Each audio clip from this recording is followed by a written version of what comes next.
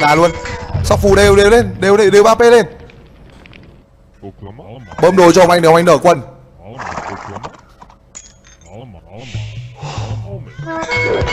Còn là đà được bạn khỏe đấy. Giờ này vẫn đỡ được. Vâng, làm sục kill vào đây thì hết sạch quần luôn. Không còn một con quân lạc đà nào luôn. Sóc bê đều lên. Toàn chém 4 từ đấy. Ui, lạc đà quá đông đến từ làm sâu kill. Phù đi. Đấy phù. Sóc đều lạc đà lên. À, sóc đều phù lên, sóc đều phù lên.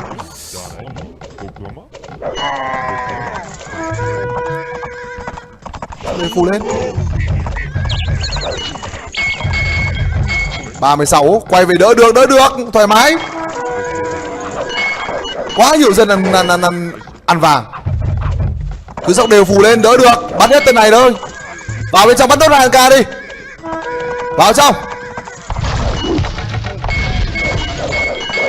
Hồng Anh đã nở được cung rồi. Sóc đều phù thủy lên. Em nhiều dân ăn vàng quá.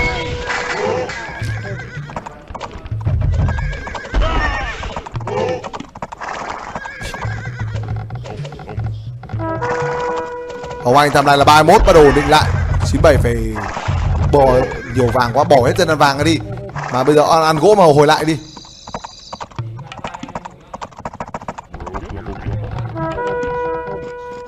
Hồng Anh đã bắt đầu nở lại được thằng này 33. Vơ cùng đờ vào đây rồi. Bắn được một tân dân đồng tổ 3. Game thủ BB. Nhưng Hồng Anh vừa chết một tân dân. Đây rồi, chết hết tân dân này, BB hết đồ chơi luôn. Cùng hit nó bắn thì đừng phải nghĩ. Cứ buồn phù lên là 97 bá đạo bản đồ thôi. Vòng 7 lên, vâng, phù thủy kìa. Dân 4. Dân Hồng Anh kìa.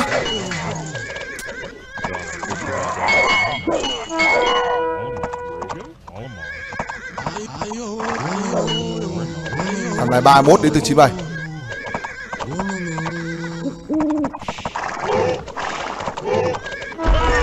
Bơm tất đồ để Hồng Anh có thể nở quân. Phù sóc đều lên. Bắt đầu cơ cấu ăn lại vàng. Để vẫn phải sóc đều phù. Hồng Anh bắt đầu đi bắn được một tơn nhẹ màu 3. Game thủ BB. Vâng, cùng hit nó dừng lại, nó bắn một tơn thôi, biết mặt ngay. Dân của 97 giữ bản đồ hơi nhiều nhá. Màu 3 hết sạch dân rồi đấy. Thế là phù sóc đều lên. Nâng hết công nghệ cho phù chưa? Thôi, 3 thằng này chết thôi. Ra được rất nhiều ruộng. 97 thằng này 40. Phủ hết lại quân cho mình và ổn định lại ruộng, bơm đồ cho Hồng Anh sóc quân. Ổn định lại ruộng để Hồng Anh sóc quân lại từ này.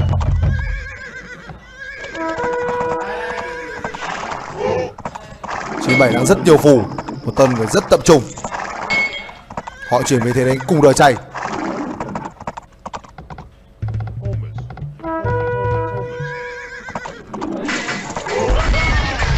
Trên đồi này rất đông lạc đà đấy nhá.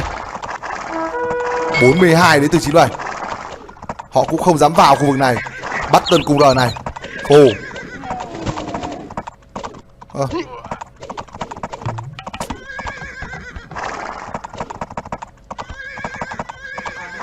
Vâng, các bạn thấy đây là một trận đấu mà chưa biết rằng chúng ta có thể đỡ được không.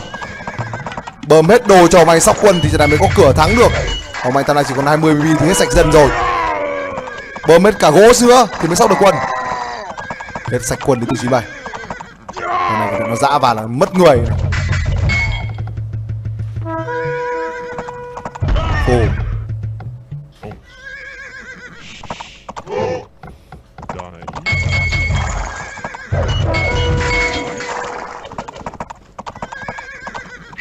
Mới có đỡ được không? Nhìn nó rất là ảo. Bây giờ khả năng pan nó cân bản đồ mất rồi. 2L 3A đều đến từ người cầm pan.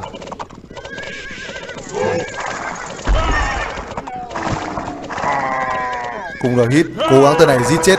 Cố thủ đi nhá. 7 thằng này chết đấy. 7 chết đấy. Không biết có thủ được nhà hay không. 20. Ăn vàng ngoài để sóc phù ổn định lại. Hồng Anh vẫn có quân bên ngoài để thủ cho đồng đội của mình. Ổn định lại ruộng thật nhanh nào. Đi tân quân phải siêu hay thì mới thắng được. Và lạc đà pan của thủ Nan Sokyu đang kéo về để bắt. Hồng Anh mất tân quân này là thua luôn.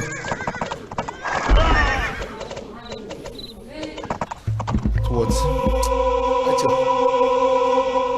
03.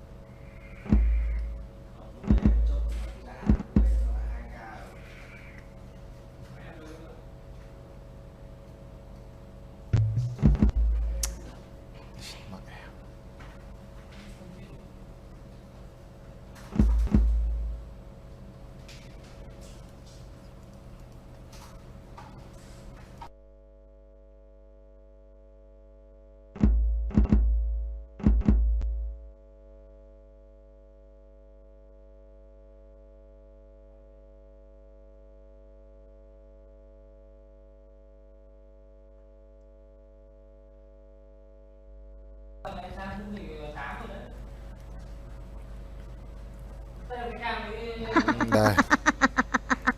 Rồi. Rồi chúng ta sẽ đến với trận đấu đầu tiên, Hitty. Roman Grick hit Rome.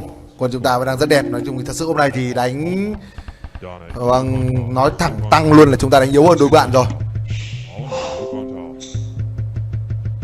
Roman của 3 và Grick của 7. Hitty của 4 và Roman của 1. Vào trận thi đấu đầu tiên của trận đấu thứ 5. Chưa biết có phải là trận đấu cuối cùng hay không thì chúng ta cứ chờ đợi đã. Nhưng tôi nghĩ rằng nếu đội bạn thắng set này thì bạn sẽ nghỉ thôi. Mà thắng hay thua set này thì đội bạn thích thì đội bạn nghỉ vẫn được. Vì thường thì mặc định là chốt 5C. Thì chốt 7C thì phải bảo. Đây là Hitty của game thủ Hồng Anh trên 12 giờ. Bằng nền đất là bán sa mạc, rừng là rừng dừa. Nhưng bù lại thì là khung. Và có rừng thông rồi. Màn hình máy 97 người em Rome. Quân chúng ta vẫn đang đánh giá đẹp hơn tương đối nhiều. Khá dễ đánh Rome của Dích đâu với hit Rome. Quân cực kỳ lợi thế.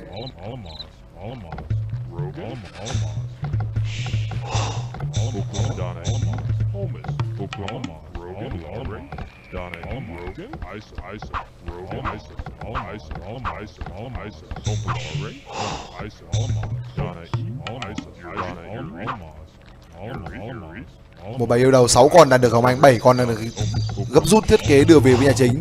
Bài khung nhà rất khung.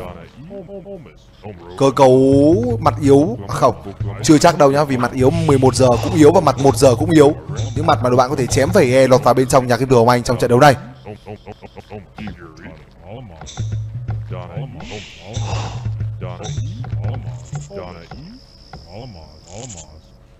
Có quả phụ. Một hiêu 7, một quả phụ dành cho Hitty. 97 bên này thì sao? Có voi, một đôi đi. Một đôi voi dành cho chú 97. Kéo về thật nhanh nào. Kéo về để còn có thể lên đời sớm, thi đấu tốt. Phút thứ 4 đóng chiếc BS Roman mà. Nó cũng khá dễ dàng thôi. Một tình huống kéo 2 voi về. Nó có những cái G được GD sẽ làm cho việc câu 2 voi về nó hơi mệt mỏi. Vẫn đang khá bình tĩnh. Khá mượt.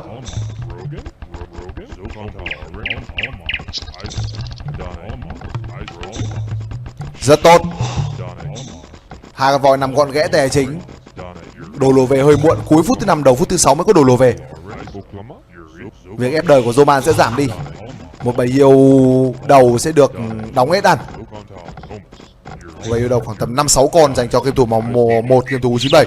Còn đây là mình máy Hồng Anh là người cầm Hitty. Quả phụ cũng rất xấu, không có chỗ đặt G. Đây là chỗ đặt G đẹp nhất rồi. Mày này không biết có cơ cấu nhà dễ được không? Coi như là cái BG đấy coi như là bo nhà đấy vậy. Bắt đối phương chạy vòng.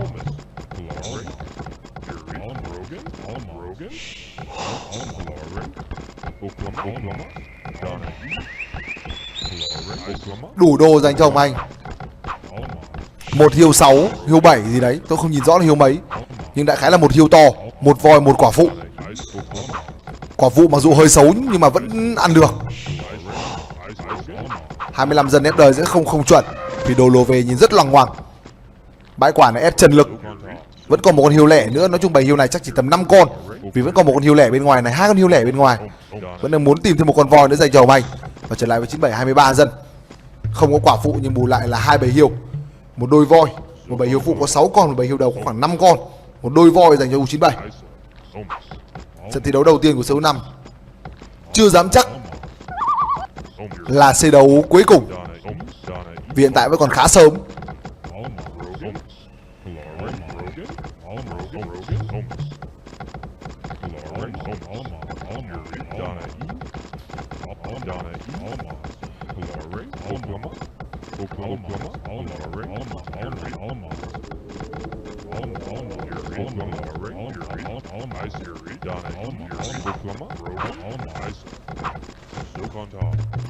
Lên đời sớm nhất bản đồ đó là chính là U97.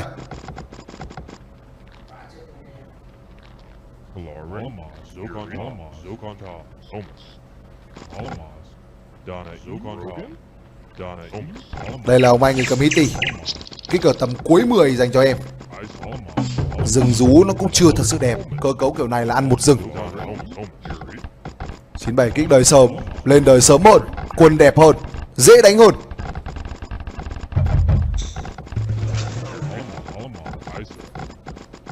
Liệu rằng đội bạn có tiếp tục công ca vào nhà Hồng Anh hay không thì chúng ta phải cùng chờ đợi. 97 xuất dò đi xuống dưới vị trí dưới 6 giờ. Màu 3, đây là em thủ BB người cầm Roman. Thế là Hồng Anh đối đầu với Grick của Nam Sô Kiều. 3 con dân của BB nằm ở tại nhà chính. Giò chưa có giáp họ đập ngay. 3 con dân này trọng khéo thì con giò không có giáp cũng phải mất nửa bình. Nhưng mà 97 lên xong công giáp đầy đủ. Ăn được 3 dân và BB đánh giò thủ. Bên kia thì Hồng Anh chỉ đối đầu với con Grick của game thủ Nam Sô Kiều thôi. Đủ gỗ lên đời để có thể đóng P luôn.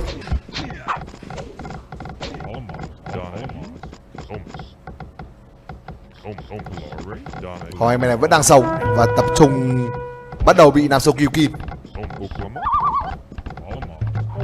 Cơ cấu kín nhà.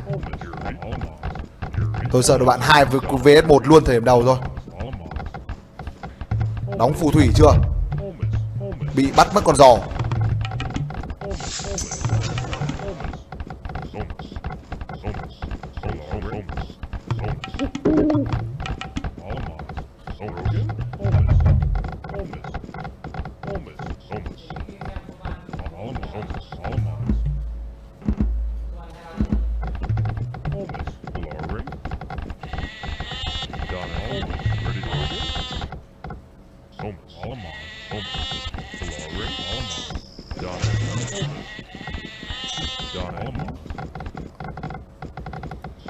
Chín bảy là 26 thủ phù, khả năng BB sẽ có sọc đơn để chống phù. Vâng, đội bạn chéo luôn, điều tôi đã dự đoán trước.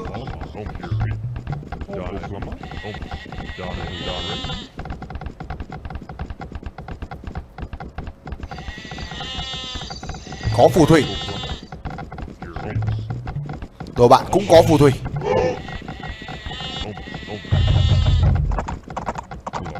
Hồng Anh Hitty 27. Không đơn giản một chút nào.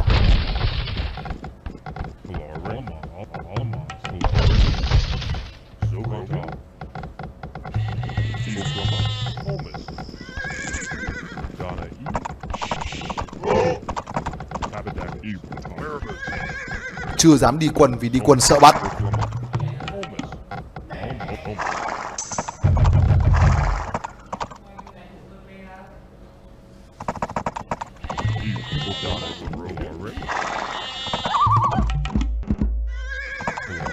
Timeline 30 dành cho người game Hitty game thủ Hồng Anh. Còn bên này thì 97 thì sao? 17 đi chăn phù nhưng mà bị máu 7 để chéo 5 con chém sang Kim. Họ chéo đấy, tầm 7 để chéo 5 con chém sang nhà Hồng Anh rồi đấy, sang nhà 97 rồi đấy, 97 thì gần chết rồi đấy. Cố thủ đi, đóng được cái phù bên trong hốc hay không? Ăn một bãi vàng mới cũng được. Đấy, còn nên ra mà ăn lại vàng đi.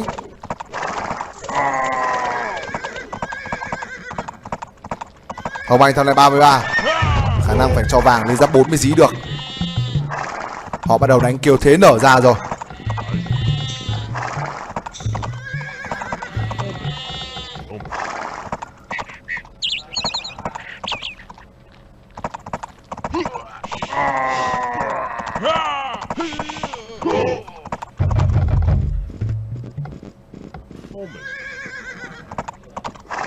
bốn mươi Hồng Anh bắt đầu khỏe và lên xong giáp 4. 97 cố gắng ăn lại phù, máu 3 đang công phù lên để vâng hạ gục 97 luôn. Và quýt rồi. Ui dồi ôi. 10 C5.